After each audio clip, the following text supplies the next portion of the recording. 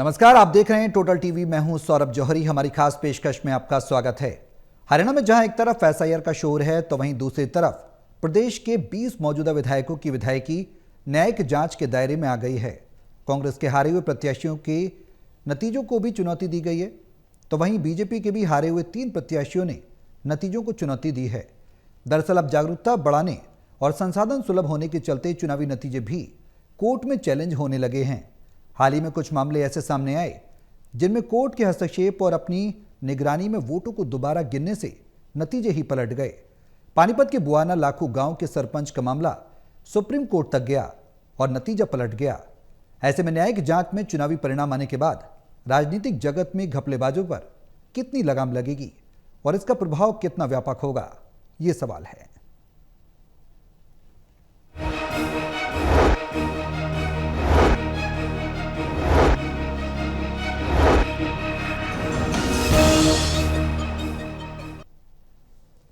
तो अब नतीजों को न्यायिक जांच के दायरे में लाने के बाद कितना परिवर्तन होगा, इसका कितना इम्पैक्ट पड़ेगा। हालांकि जो अभी हालिया मामला हुआ है बुआना लाखू गांव का, पानीपत के सरपंच का मामला, उसने वाकई में कई सवाल खड़े कर दिए हैं। और ऐसे में सबसे बड़ा सवाल है कि अब जो घपलेबाज हैं उन पर किस स्तर पर कार्रवाई होगी। तमाम पैनलिस्ट हमारे साथ मौजूद रहेंगे, उनके साथ चर्चा को आगे बढ़ाएंगे, लेकिन उससे पहले एक रिपोर्ट दिखाते हैं। रिपोर्ट देखिए, फिर करेंगे चर्चा शुरू। छोटी कोर्ट हो, हाई कोर्ट या फिर सुप्रीम कोर्ट, न्याय की आस में लोग आजकल बड़ी से बड़ी कानूनी लड़ाई लड़ने को तैयार दिखते हैं, क्योंकि एक तो जागरूकता बढ़ी है, ऊपर से संसाधन भी सुलभ हैं।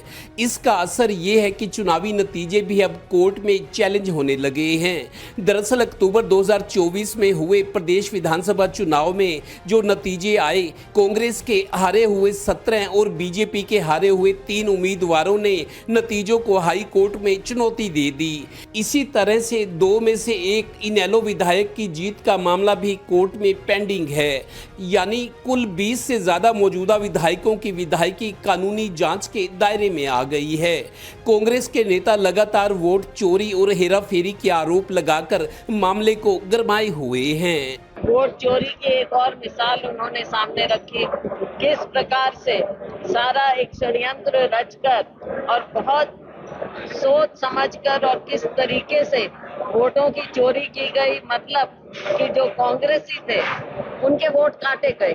गौरतलब है कि हालांकि विधानसभा चुनाव में हारे हुए 20 प्रमुख उम्मीदवारों में 17 हारे हुए उम्मीदवार कांग्रेस से हैं। इन्होंने हाई कोर्ट में अलग अलग रिट पिटीशन दाखिल की हुई है कि चुनाव में ईवीएम्स की बैटरी चार्जिंग में गड़बड़ी, मतदाताओं को प्रभावित करने और वोटों में ध्रुवीकरण के लिए धर्म का सहारा लेने जैसे आरोप लगाए गए हैं। गौरतलब है कि 3 महीने पहले पानीपत के गांव बुआना लाखू के सरपंच मोहित मलिक का मामला पूरे देश में चर्चित हुआ, जब मोहित मलिक सरपंच पद के चुनाव में वोटों में गड़बड़ी के आरोप लगाता हुआ सुप्रीम कोर्ट तक पहुंच गया। सुप्रीम कोर्ट ने अपनी निगरानी में दोबारा वोटों की गिनती करवाई तो मोहित मलिक को जीता हुआ घोषित किया गया। हालांकि बाद में इसे क्लरिकल मिस्टेक बताया गया।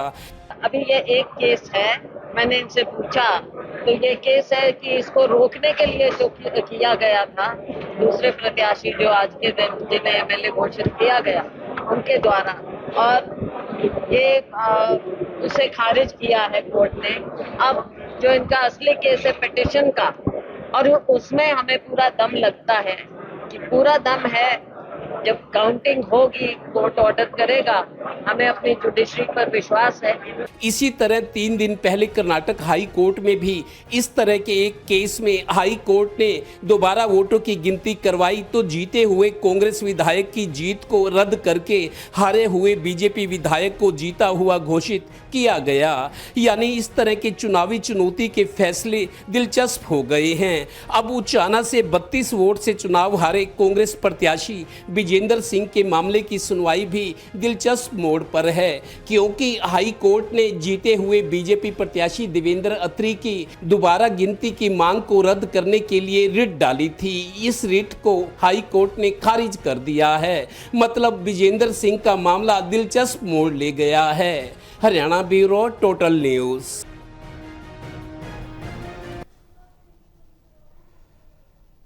तो क्या कुछ प्रभाव होगा न्यायिक जांच में जो नतीजे आएंगे उसके बाद और इसका कितना असर पड़ेगा, तमाम नाम हैं, उन नामों पर भी चर्चा करेंगे और जो मामले हैं उनका क्या कुछ असर देखने को मिलेगा। तमाम पैनलिस्ट हमारे साथ मौजूद हैं। पानीपत से टोटल टीवी के एडिटर एडिटर देवेंद्र कथुरिया हैं और वरिष्ठ पत्रकार वीरेंद्र सोनी जी हमारे साथ चर्चा में बने हुए हैं।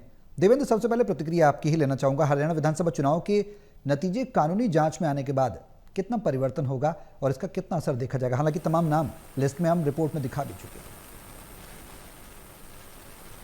देखिए सौरभ, पिछले कुछ टाइम से इस तरह के आरोप लगते रहे हैं कि ईवीएम में गड़बड़ी हो सकती है, लेकिन 2024 अक्टूबर में, अब एक साल होने को है, सितंबर चल रहा है, अगले महीने एक साल हो जाएगा।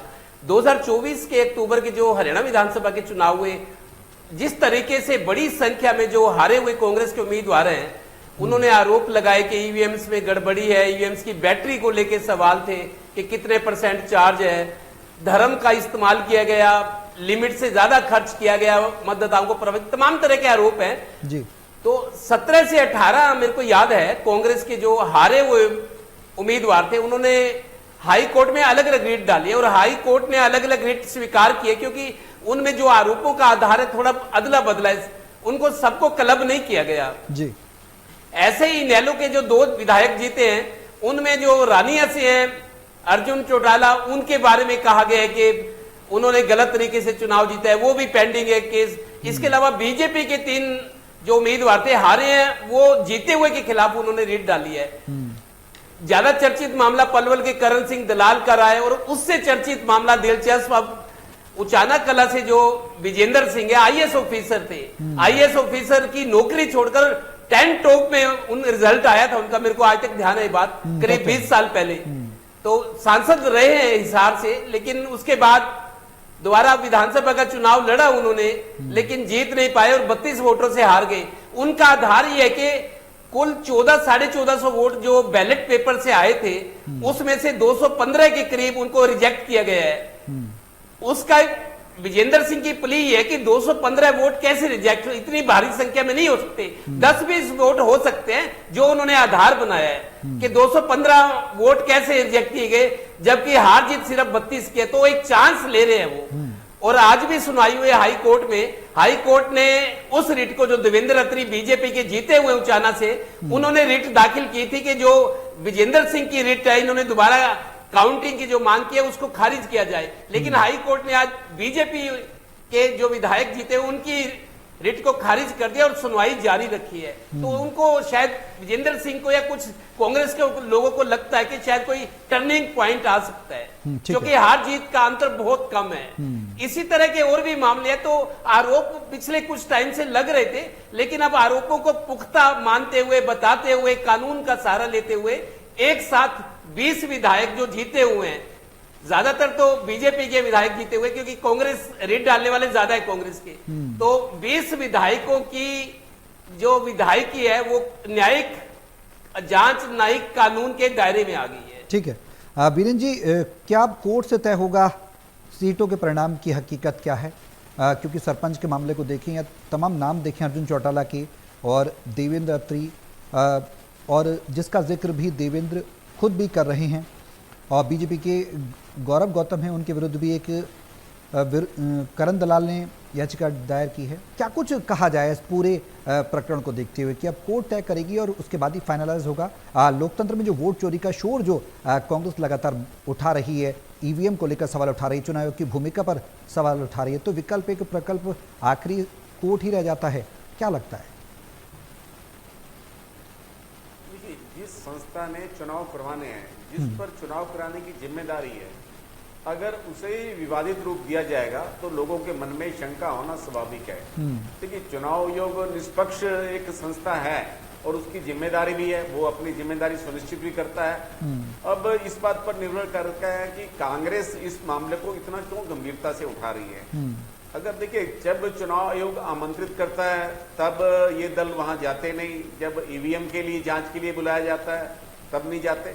हो सकता है कि कांग्रेस के कुछ आरोपों में कुछ सच्चाई हो, लेकिन इन आरोपों की प्रामाणिकता की जांच तो होनी चाहिए और चुनाव आयोग को भी बड़े खुले मन से इन आरोपों के बारे में अपना जो उनका स्वागत करना चाहिए। जो शंकाएं उठ रही हैं, मतलब विपक्ष का जो नेता जो एक संवैधानिक पद पर है वो इस तरह के अगर सवाल उठाता है तो चुनाव आयोग का ये फर्ज बनता है कि उसको संतुष्ट किया जाए ताकि जनता में इस तरह का भ्रम ना फैले। और देखिए विपक्ष के नेता को भी ये उसका दायित्व बनता है कि सिर्फ सनसनी फैलाने के लिए अखबार की सुर्खियां बटोरने के लिए इस तरह के अगर आरोप लगाएगा तो उससे उसकी विश्वसनीयता पर भी आंच आएगी और जनता भी भ्रमित होगी। तो ये एक विवाद का विषय बना हुआ है, इस पर दोनों पक्षों को खुले मन से विचार करने की आवश्यकता है जी। और जहां तक न्यायालय का बात है, न्यायालय में जाने का सबका अधिकार है जी। जो भी पक्ष पराजित हो जाता है तो उसका अधिकार है कि उसको लगता है कि उसके चुनाव में कहीं धांधली हुई, मतगणना में धांधली हुई। देखिए जहां तक बुआना लाखों की बात है वो विषय अलग था। देखिए वहां अगर मतगणना में गड़बड़ी हुई है तो वो हाई कोर्ट के अंदर गए, उनको लगा भाई हाई कोर्ट ने जो दोबारा मतगणना की जो आदेश नहीं दिए वो सुप्रीम कोर्ट ने दिए। सुप्रीम कोर्ट में जब मतगणना हुई सुप्रीम कोर्ट की देखरेख में तो तब परिणाम बदल गया जी। वो एक छोटा चुनाव था, लेकिन एक बात तो माननी पड़ेगी कि अगर मोहित मलिक अगर इस बात को सर्वोच्च न्यायालय तक लेकर नहीं जाते तो क्या उनको न्याय मिल पाता? मतलब एक पंचायत का चुनाव पहली बार सुप्रीम कोर्ट तक गया और सुप्रीम कोर्ट के निर्देशन में मतगणना हुई, ये छोटी बात नहीं है बिल्कुल। और अब देखिए परिणाम बदला गया, उन्होंने सरपंच का चार्ज ले लिया। तो एक बहुत बड़ा ये उदाहरण है कि मतगणना में भी गड़बड़ी हो सकती है, ईवीएम में या उसमें कोई दोष नहीं था, वो मतगणना की बात थी जी। तो सब हालांकि वीडियोग्राफी भी होती है, पूरा प्रावधान बना हुआ है। और जहां तक उचाना की बात है, देखिए उचाना में डाक मतपत्रों में अगर कुछ मतगणना में गड़बड़ी हुई है तो वहां भी उम्मीदवार के पोलिंग जो है वो रहते हैं, एजेंट रहते हैं, काउंटिंग एजेंट होते हैं जी, जो देखते हैं कि अगर वो अपनी आपत्ति भी दर्ज करा सकते हैं, वहां प्रावधान भी है अपनी आपत्ति दर्ज कराने का। अब ये तो न्यायालय में मामला है, न्यायालय के अधिकार क्षेत्र में है, न्यायालय फैसला क्या करता है, प्रतिदिन इसकी जो है सुनवाई हो रही है और ये आशा की जानी चाहिए कि जल्दी इसके जो होगा फैसला आ जाएगा जी। तो देखिए जो दोनों पक्ष होते हैं, देखिए सरकार अपने ढंग, चुनाव आयोग अपने ढंग से पैरवी करता है और जो दूसरा पक्ष होता है वो भी बड़े महंगे जो वकील होते हैं उनको पैरवी के लिए बुलाता है क्योंकि उनको लगता है कि कहीं परिणाम जो है उल्ट ना जाए या कानूनी दावपेच होते हैं जो अपना पक्ष रखने की बात है। तो ये इस तरह के मामले चलते रहते हैं। तो जहां तक धर्म के मामला लेने की बात है कि चुनाव प्रचार में धर्म का दुरुपयोग किए जाने के बात है, ये देखिए सभी लोग आरोप लगाते रहते हैं। अगर उस समय चुनाव आयोग को शिकायत की जाती है तो चुनाव आयोग का फर्ज बनता है कि संज्ञान ले, लेकिन क्या चुनाव आयोग तो स्वतंत्र है नहीं। वहां जो अधिकारी होते हैं, जिला प्रशासन के अधिकारी होते हैं, वो निश्चित रूप से सत्तारूढ़ दल के प्रभाव में रहते हैं, चाहे कांग्रेस का शासनकाल रहा हो चाहे भारतीय जनता पार्टी का रहा हो। तो ऐसे में जो चुनाव आयोग के अधिकारी होते हैं वो स्वतंत्र और निष्पक्ष चुनाव सुनिश्चित करने में पीछे रह जाते हैं, इसलिए आरोप लगते हैं। तो ऐसे में चुनाव आयोग को भी ऐसे अधिकारियों को दंडित करना चाहिए जो अपने कर्तव्य का सही ढंग से निर्वहन नहीं कर पाते, तो ताकि दूसरों को भी इस बात की सीख मिले। चुनाव आयोग समय समय पर कुछ अधिकारियों को ब्लैक लिस्टेड करता है, लेकिन ये कोई सामान्य प्रक्रिया है, कोई बहुत बड़ा दंड नहीं है। लेकिन चुनाव आयोग को इस दिशा में गंभीरता से सोचना चाहिए और गंभीर कार्रवाई करनी चाहिए ताकि आने वाले अधिकारियों को भी इसके परिणाम के बारे में जानकारी मिले और उनके लिए चेतावनी वाला संदेश हो। पानीपत से टोटल टीवी के एडिटर महेश भी हमारे साथ जुड़ गए, डॉक्टर महेश कुमार। महेश, आपसे मैं ये जानना चाहूँगा कि जो परिस्थिति बन रही है इसके पीछे की बड़ी वजह क्या है? चुनाव आयोग की भूमिका एक बड़ी वजह है, राजनीतिक प्रभाव की बात हो रही है वो एक बड़ी वजह है, वोट चोरी की बात लगातार कांग्रेस लगातार कर रही, बड़ा कैंपेन चला रही है, वो एक बड़ी वजह है, एसआईआर एक बड़ी वजह है। सबसे ज़्यादा प्रमुख बात क्या है जो न्यायालय तक अब आन पढ़ना पड़ा? जो राजनीतिक दल हैं उनको बड़ा सवाल यही है कि 20 से ज़्यादा सीटों की जांच होगी तो कितना प्रभाव पड़ेगा? देखिए, अगर सबसे बड़े कारण को आप समझने की कोशिश करेंगे तो ये अविश्वास का माहौल है जो चुनाव आयोग के प्रति पूरे देश में इस वक्त देखने को मिल रहा है। और ये तस्वीरें कहाँ जो है पुख्ता होती नजर आई, सबसे ज़्यादा अगर कहीं ये प्रमाणित ये घालमेल अगर नजर आया तो फिर चंडीगढ़ मेयर चुनाव में ये जो तस्वीर है पूरी तरह स्पष्ट होती हुई नजर आई थी, जब जो पीठासीन अधिकारी थे वो यहाँ पर वोट्स को खुद ऑन कैमरा यानी सीसीटीवी कैमरे की नजर भी उन पर थी और बावजूद इसके वो एक के बाद एक वोट्स को कैंसिल किए जा रहे थे और कुछ ही मिनटों के भीतर उन्होंने भारतीय जनता पार्टी के उम्मीदवार को मेयर घोषित कर दिया। इसके बाद जो है एक्स पर मैसेज जो है बधाई के संदेश भारतीय जनता पार्टी की तरफ से अमित शाह की तरफ से दे दिए गए, पूरे संगठन को बधाई दे दी गई और कुछ ही क्षणों के भीतर ये सब कुछ हो गया। लेकिन असलियत क्या थी? असलियत ये थी कि घालमेल किया गया था, वैलिड वोट्स को कैंसिल किया गया था और ऑन कैमरा ये सब कुछ हुआ। सीसीटीवी फुटेज निकालने के साथ ही ये स्पष्ट हो गया कि एक एक वोट को किस तरीके से कैंसिल किया जा रहा है। अब इसके बाद अविश्वास का जो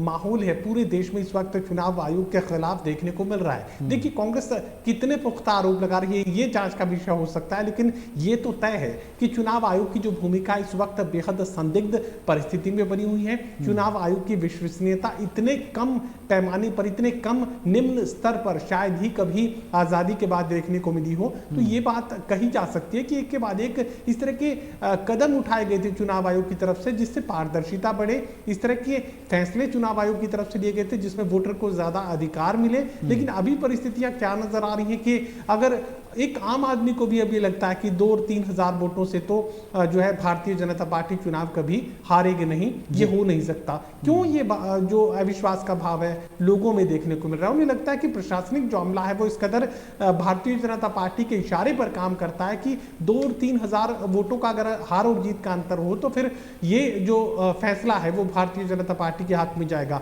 ये सवाल जो है संदिग्ध हो सकते हैं, इन्हें क्वेश्चन किया जा सकता है, लेकिन ये जो माहौल बना है इसे स्पष्ट करने की जरूरत आज चुनाव आयोग के सामने खड़ी है। और चुनाव आयोग के जो राष्ट्रीय चेयरमैन है वो इस वक्त सबसे ज्यादा सवालों के घेरे में बने हुए हैं, चाहे वो कांग्रेस पार्टी सवाल उठा रही हो, लेकिन आम जन जो हरियाणा की बात करें या देश भर के किसी भी प्रदेश के वोटर की बात करें, उन्हें लगता है कि कुछ तो गलत है जो चुनाव आयोग दबाना चाहता है, छिपाना चाहता है, डराना चाहता है, बदलना चाहता है। और ये जो कार्रवाई है एक राजनीतिक दल विशेष के समर्थन में क्यों खड़ी नजर आती है? इस तरह की परिस्थितियां इस वक्त बनी हुई हैं। तो सबसे बड़ा अगर फैक्टर आप समझने की कोशिश करें तो यहां पर अविश्वास का जो माहौल है देश भर में चुनाव आयोग के खिलाफ देखने को मिल रहा है। अब कांग्रेस पार्टी के उम्मीदवारों को लगता है कि हो सकता है कि उनकी भी किस्मत बदल जाए, उनकी भी बाजी पलट जाए और एक कोशिश वो भी करके देख लें। जहां तक उचाना की बात है तो उचाना में बेहद ज्यादा संभावना यहां पर नजर आ रही है ब्रजेंद्र सिंह को, क्योंकि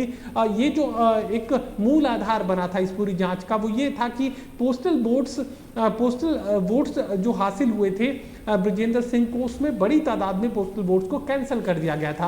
अब जीत और हार का जो अंतर था वो महज 32 वोटों का था और नियम, चुनाव आयोग का नियम ये कहता है कि अगर हार और जीत का अंतर कैंसिल किए गए वोटों से ज्यादा हो तो यकीनन ये बात मानी जा सकती है कि फिर 32 वोट कैंसिल किए गए और उससे कहीं ज्यादा वोट जो है कैंसिल किए गए थे। तो ऐसे में इस परिस्थिति में यहाँ पर दोबारा काउंटिंग की जरूरत थी और दोबारा चीजों को स्पष्ट किए जाने की जरूरत थी, जो कि चुनाव आयोग की तरफ से उचाना विधानसभा क्षेत्र में नहीं किया गया। ये फैसला, ये नियम लागू नहीं किया गया और यही वजह है कि ब्रजेंद्र सिंह हाईकोर्ट तक पहुंचे और उन्हें अब लगता है कि ये जो बाजी है उनके पक्ष में जाती हुई नजर आ रही है। उन्हें लगता है कि जैसे ही वोट्स कैंसिलेशन को चैलेंज किया जाएगा और कैंसिल वोट वैलिड होंगे तो उसके तुरंत बाद अगला जो फैसला होगा वो एक फैसले को बदलने वाला फैसला होगा और भारतीय जनता पार्टी के उम्मीदवार को हार का सामना करना पड़ेगा और वो जीत जाएंगे। ये उम्मीद इस वक्त लगाई जा रही है और यही वजह है कि कांग्रेस पार्टी के जो तमाम नेता हैं, एक नेता विशेष को अगर छोड़ दे तो ज्यादातर ये मानकर चल रहे हैं कि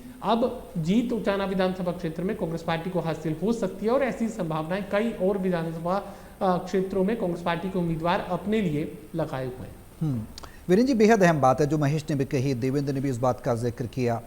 क्या जो नतीजे हैं वो कोर्ट में आने के बाद परिवर्तित हो सकते हैं? संभावनाएं लगातार बनी हुई हैं। ऐसी संभावना है जो 20 से ज़्यादा सीटें इनकी जांच हो सकती है, जांच होगी तो उसका इम्पैक्ट क्या पड़ेगा, सियासी दलों को उसका कितना नफा नुकसान होगा। और सबसे खास बात, चुनाव आयोग की जो भूमिका है, जो एक तरीके से पारदर्शिता की बात चुनाव आयोग के द्वारा कही जाती है, वो कहीं ना कहीं सवालों के घेरे में अब खड़ी हो रही है।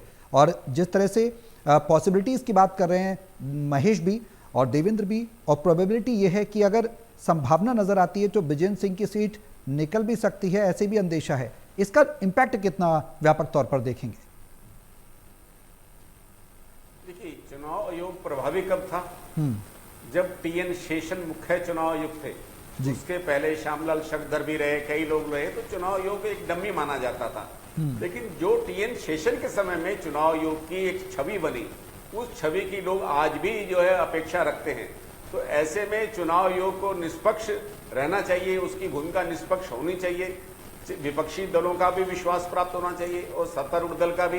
तो मतलब एक है कि चुनाव आयोग की भूमिका पर तो सवाल है ही है, चाहे कुछ भी कहें, चाहे प्रदेश का चुनाव कार्यालय है वहां पर भी सवाल उठते हैं, क्योंकि वहां का तो राज्य सरकार का ही अधिकारी होता है और वहां भी जो है केंद्र के अधीन ही अधिकारी होता है। तो ऐसे में इसकी भूमिका पर भी सवाल उठते रहते हैं। तो ऐसे में जब तक चुनाव आयोग निष्पक्ष नहीं होगा तो इस तरह के मामले आते रहेंगे। देखिए चुनाव परिणाम बदलते रहे हैं, इंदिरा गांधी का भी इलाहाबाद हाई कोर्ट ने चुनाव अवैध घोषित किया था जी। तो इस तरह के बदलते रहे हैं, ऐसी बात नहीं है कि चुनाव परिणाम कई बदलते रहे हैं। बिल्कुल। और दूसरे लोग इसके विपरीत भी अगर उन्हें निचली अदालत हाई कोर्ट उनके चुनाव को अवैध घोषित ठहरा देती है तो वो सुप्रीम कोर्ट में भी जाते रहे, वहां भी उनको न्यायालय से राहत मिलती रही है। तो ये कई मामले हैं, ऐसे तो कई कानूनी विवादों में पड़े हुए मामले हैं। लेकिन अब की जो बात है, जो वर्तमान स्थिति की अगर हम बात करें तो जब तक चुनाव आयोग निष्पक्ष नहीं होगा तो लोगों को अदालत में जाने का एक माध्यम रहेगा, चुनाव आयोग की निष्पक्षता पर सवाल उठेंगे तो और ऐसे में अदालतों का काम बढ़ जाता है। या अदालतें इस तरह का काम निपटाएंगी, अदालतों के पास पहले ही काफी मामले लंबित होते हैं और इस तरह की चुनाव याचिकाएं अगर जो है अदालतों में जाती रहेंगी तो उनका निपटारा कब तक होगा।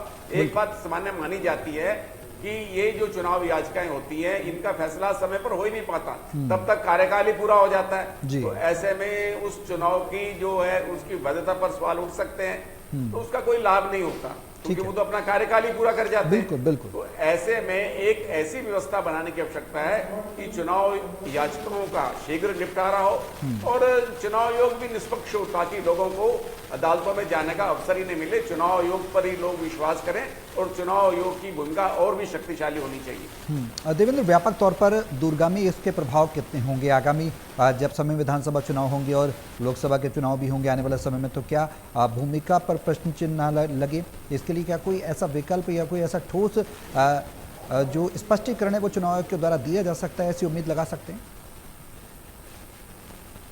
देखिए सौरभ, मेयर वाला चुनाव था चंडीगढ़ का, चंडीगढ़ हरियाणा की राजधानी है, पंजाब की भी है। मेयर वाले चुनाव के बाद जिस तरीके से बीजेपी को जितवाया गया, सुप्रीम कोर्ट के दखल के बाद आम आदमी पार्टी का मेयर बना, हालांकि 1 साल कार्यकाल है, वो एक बड़ा मसला था। दूसरा अभी जो पानीपत वाला हम 1 लाखों की बात करें, और अभी आपको बताऊं हमने जिक्र नहीं किया, 3 दिन पहले कर्नाटक हाई कोर्ट में भी एक इसी तरह का केस था।